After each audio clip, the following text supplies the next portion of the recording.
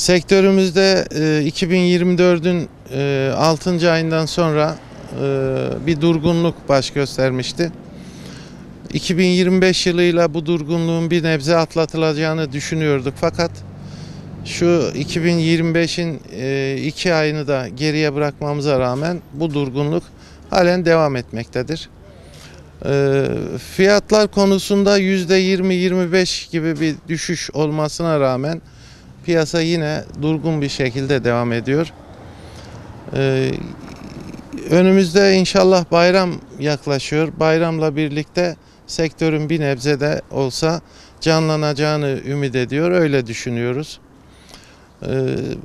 2025 yılında araç fiyatları düşer mi, yükselir mi, böyle mi kalır? Şu anda bunu kestirmek inanın çok zor. Tamamıyla Merkez Bankası'nın faiz kararlarına bağlı görüyoruz.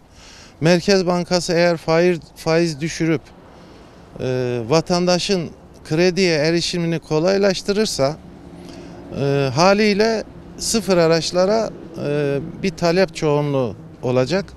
Sıfır araçlara talep çoğalınca da sıfır araç satan firmalar fiyatlara talep yüksekliğinden dolayı fiyat artışı yaparlarsa bu haliyle ikinci ele de yansıyacak.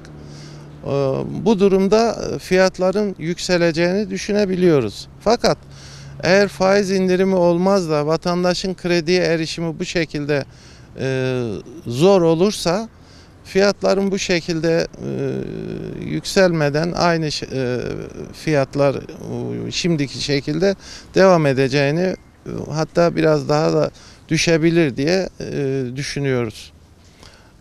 İnşallah 2025 yılında bayramla birlikte bir hareketlilik olur. Esnaf gerçekten şu anda zor durumda. Bu sektörde olan hizmet veren esnaflarımız gerçekten kirasını, vergisini ödeyemez halde. İnşallah bayramla birlikte sektördeki işler hızlanıp canlanırsa inşallah esnaflarımız da bir nebze rahatlayacak. 2025 yılını rahat bir şekilde geçirecek ümidindeyiz. İnşallah da böyle olur. Yani 1 milyon civarında satılan bir araç şu anda 750-800 bin bandında. Bu da %20-25 gibi bir fiyat düşüklüğüne denk geliyor.